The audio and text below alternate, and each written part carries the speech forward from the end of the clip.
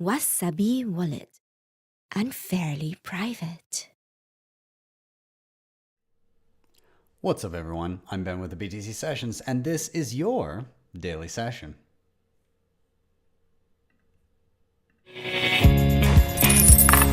Hodl that Bitcoin. Before we dive in, I just want to give a quick shout out to sponsors of the show, LEDN.io. This is where you can use your Bitcoin for a few different things, and I've been working with these guys for well over a year now. The first thing I ever used of theirs was their Bitcoin backed loans. So me personally, I was in a pinch.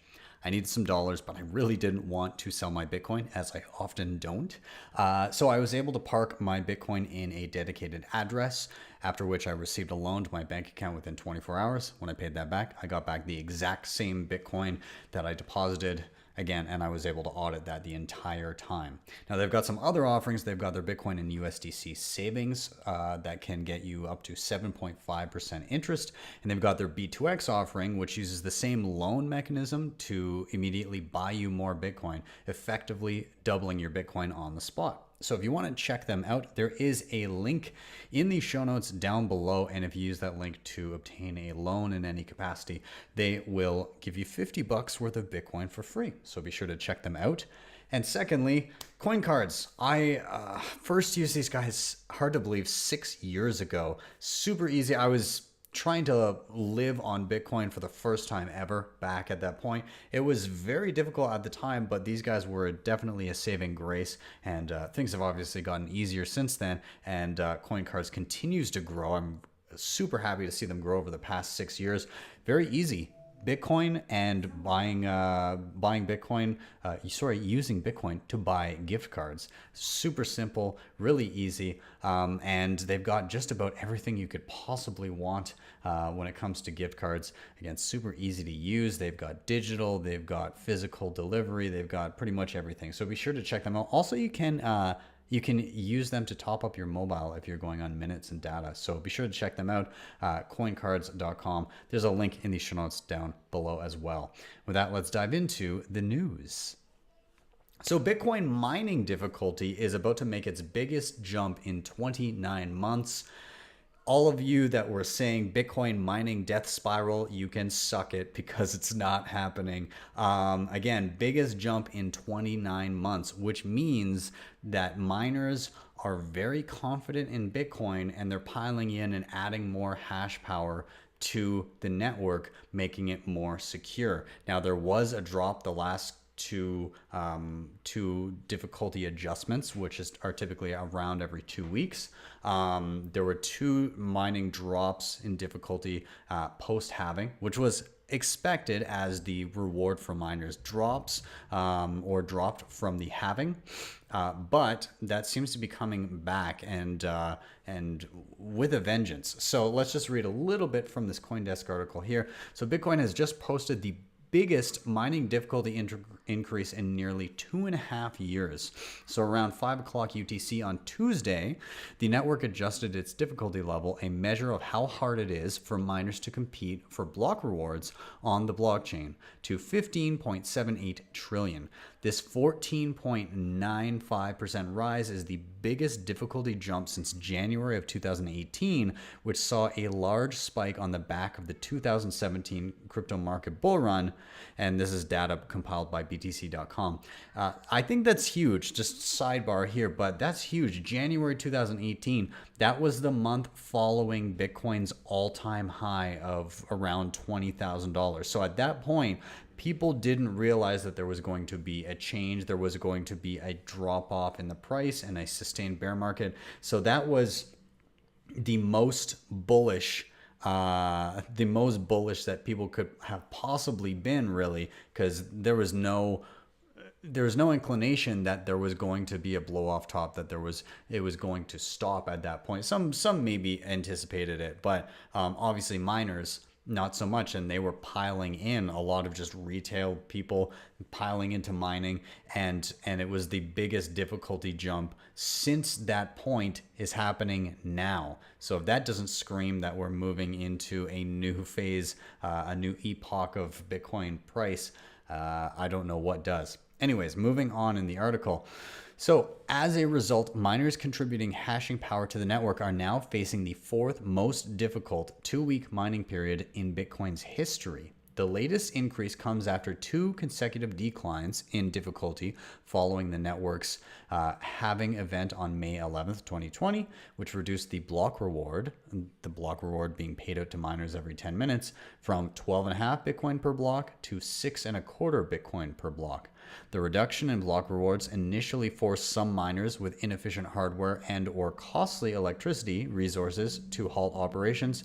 That led to a decline in Bitcoin's total hash rate and difficulty until earlier this month. So typically when there's a cut in rewards, if you don't have fat enough margins, or if you don't have a treasury to help you weather that storm, your margins are cut and your revenues are basically cut in half.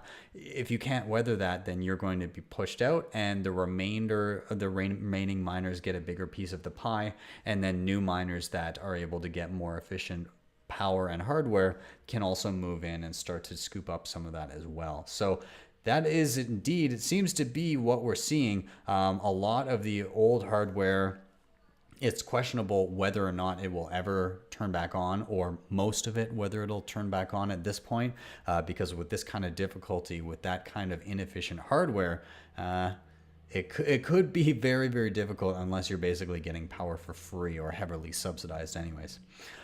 Moving on, a little bit of macro news in regards to, Federal Reserve and excessive money printing, for lack of a better term. So critics blast the Fed's latest bond buying program.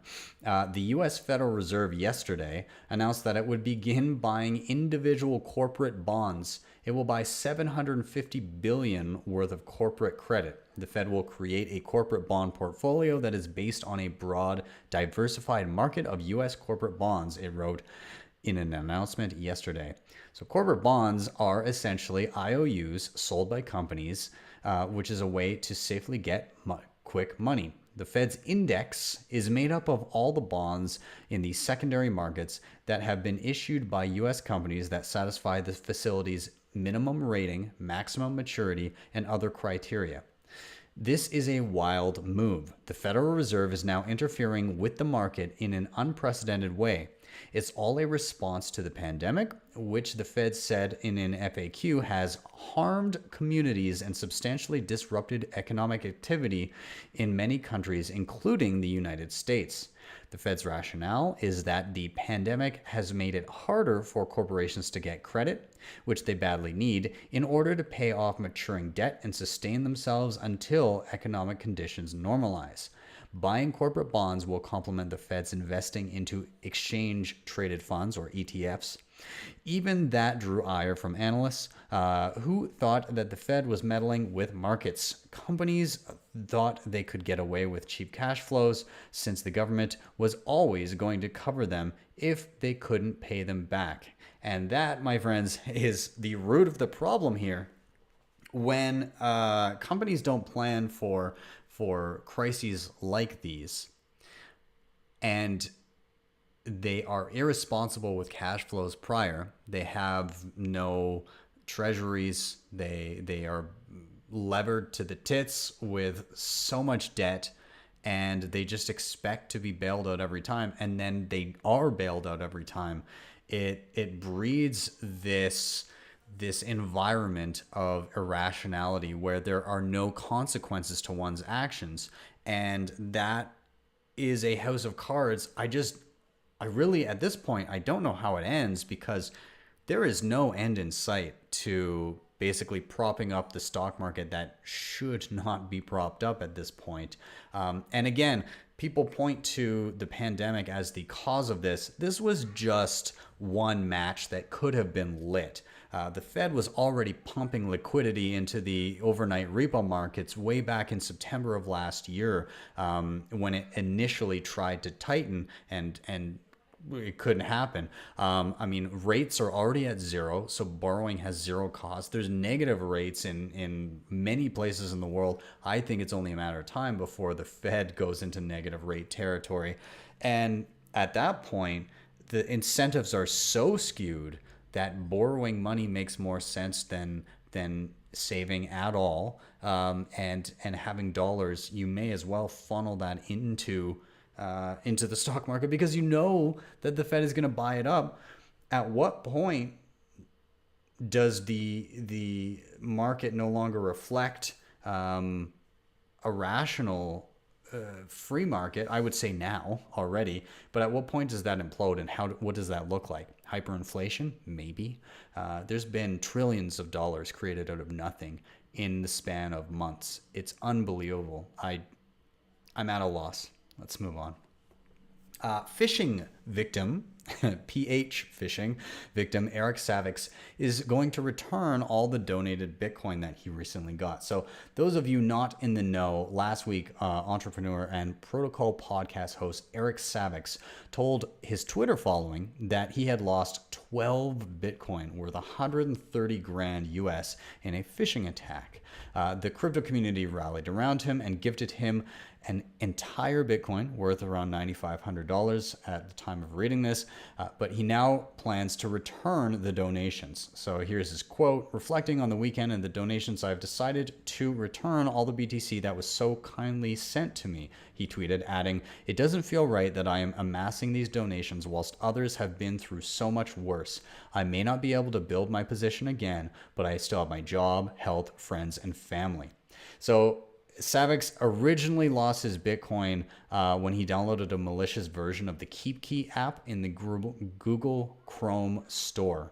So the KeepKey is a hardware wallet. I played around with it a few years back. Not one of my favorites, to be honest. I didn't really like the user interface in the first place. It was pretty plain. I haven't looked at it in I don't know how long. But regardless, it ran on Google Chrome browser add-ons, essentially.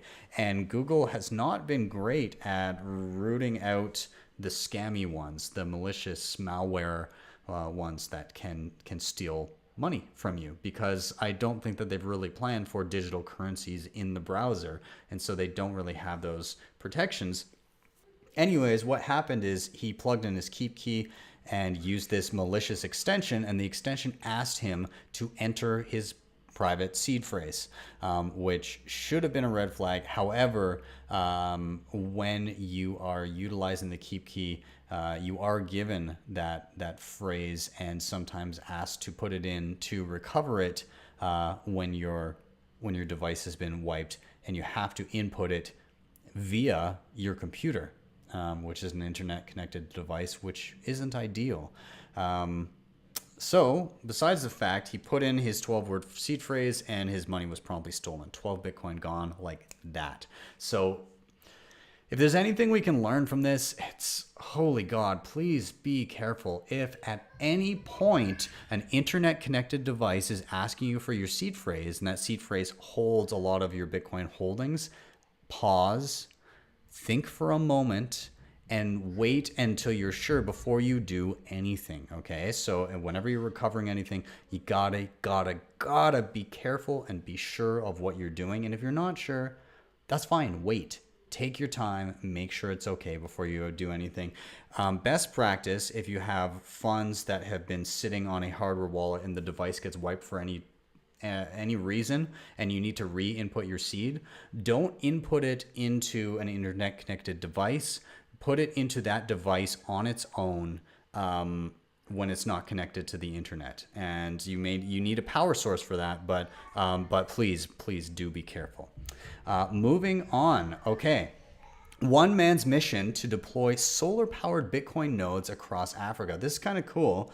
There was a thread the other day on Twitter. I think it was Psychedelic El Barto said, "Let's see your nodes." And there's just this proliferation of people's nodes that they put together with Raspberry Pi running my node, Raspberry Blitz, all of these different Bitcoin nodes.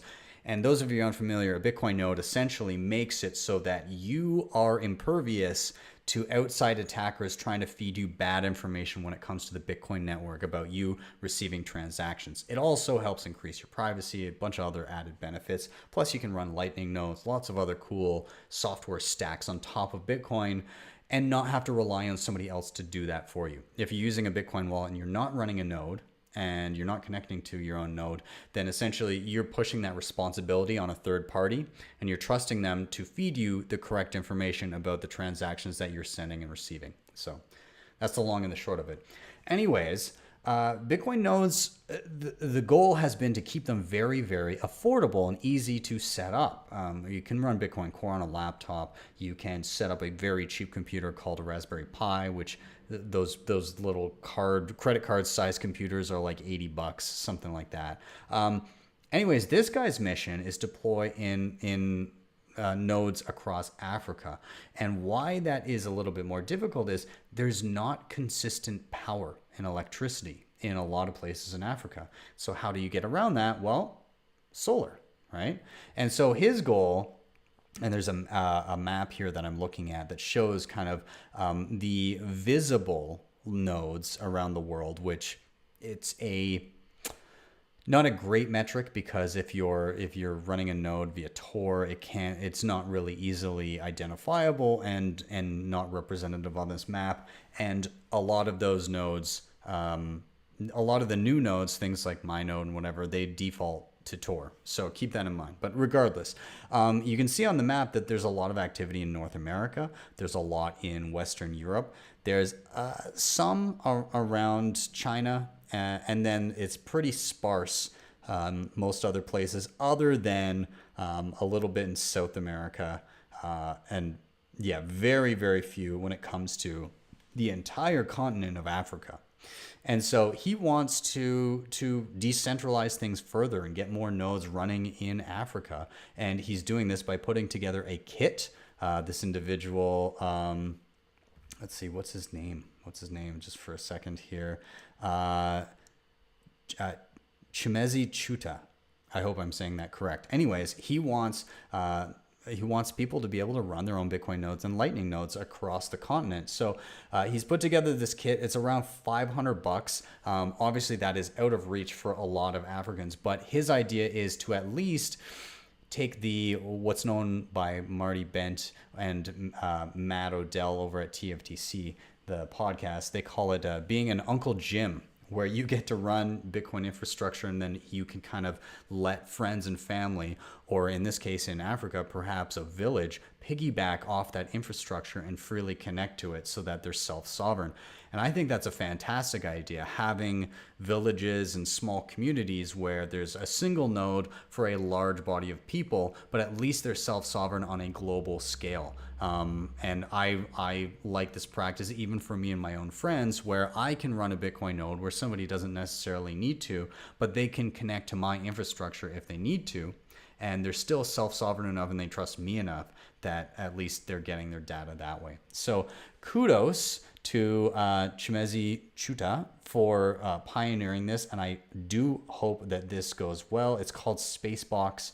And yeah, he's starting to deploy it all around there. Some of his some of the stuff that he's trying to provide, the supply chains got disrupted with COVID and everything, but he's trying to get it out there. And again, he's doing it solar powered to deal with the challenges in Africa of less than ideal power resources there.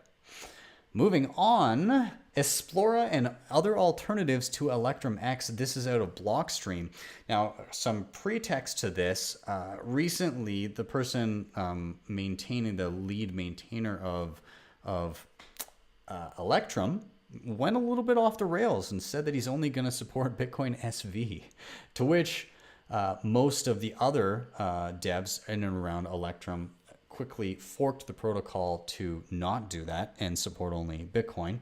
Regardless, this article from Blockstream states a lot of people are looking for alternatives to the original ElectrumX at the moment, so we thought it'd be a good opportunity to highlight some of the new options available for running Electrum servers, with a focus on the Blockstream's Esplora, an open source block explorer, which now comes bundled with a highly scalable Electrum server. So, about running your own Electrum server.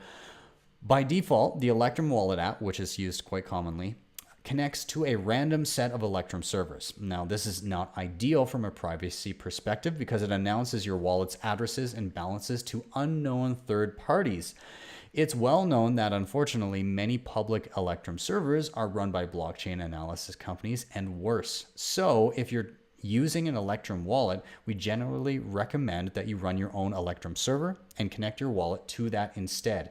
Developers building Bitcoin applications should also consider carefully the options available, as each Electrum server implementation makes a variety of trade-offs. Some implementations are more suited to certain applications than others. The good news is there's an increasing number of Electrum server options available, catering to various different types of users, which we summarize below. And so they go through some of the options like ElectrumX, Electrum Personal Server, Bitcoin Wallet Tracker,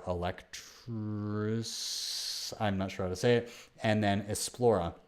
Now with Explora, they have their official Blockstream and Explorer bundled in with everything. And it also allows support for the Liquid network as well as the Bitcoin network. It has indexing for speed and scalability. You can discover people peer-to-peer. You also have default Tor. And it can be lightweight if you need it to be. You can also independently connect to the Blockstream Electrum server, which, as they said, not ideal to connect to somebody else's, but it is run through Tor, so you do have some options there. So anybody that is running Electrum and you're looking for solutions here, there's plenty. There is plenty. So it's always cool to see when something comes up and tries to get in the way of Bitcoin that just everybody routes around it so quickly and comes up with solutions to their problems. And so just another example of that. One last thing I wanted to announce, and so I work at Bitsy, and today they dropped news of Bitsy Elite, the most exciting part of which I'm happy about, the debit card, because I will be using this. In fact, I got mine a little bit early. I think it's arriving today, actually, but so I've used Bitcoin and cryptocurrency related debit cards in the past. It's been a little while for me, actually. The last time I was using Wirex, and I was also using Bitwala, and this was like 2016, 2017, maybe 2018 a little bit, maybe not. Anyways, yeah, besides the point, I have used these debit cards in the past. The reason this is interesting to me now is a couple things. So I get paid in Bitcoin. I live on Bitcoin. I convert what I need from Bitcoin to dollars in terms of paying my bills, and using like Bull Bitcoin here at home in Canada. And then I use other solutions and convert some to my bank account in order to have spending cash for what I need. But it does help me save Bitcoin in the long run, because I find that added step of converting it puts a little bit of an extra step between me and, I want to spend all this money. Now, with the debit card here, the nice thing about this is I can use my account. I can make purchases wherever the hell I want. It's just like the other ones where it's like a pre-funded card.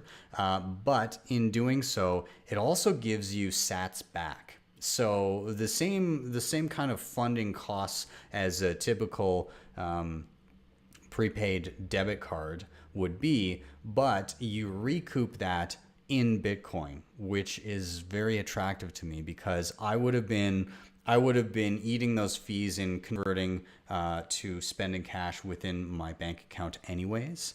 And now I don't quite have to do that. I can just, I believe I'll have to fund via stablecoin for now, which is fine because it gives me the set amount of purchasing power that I need, but then I'm earning sats back as I spend. So to me, sounds attractive. Can't wait to get it in the mail, hopefully today, and I'll be playing around with this. But anyways, I'll be kind of covering this in a video later on and letting you know my thoughts. But regardless, yeah, something new to play around with. Congrats, Bitsy. Anyways, I will wrap it up there, guys. Thank you so much for watching and or listening. If you're here on YouTube, please do hit like, subscribe, and share, but do also find me on another platform just so I don't have to rely on the one. I'm on Facebook Live. I stream on Twitter, Twitch, DLive. I'm also audio only podcasts on Apple Podcasts, Google Podcasts, Spotify, all that. Just take a look for BTC Sessions. You'll find me. If you want to help out the show in another way, you can hit up the sponsors I mentioned previously down below. That was LEDN and Coincards.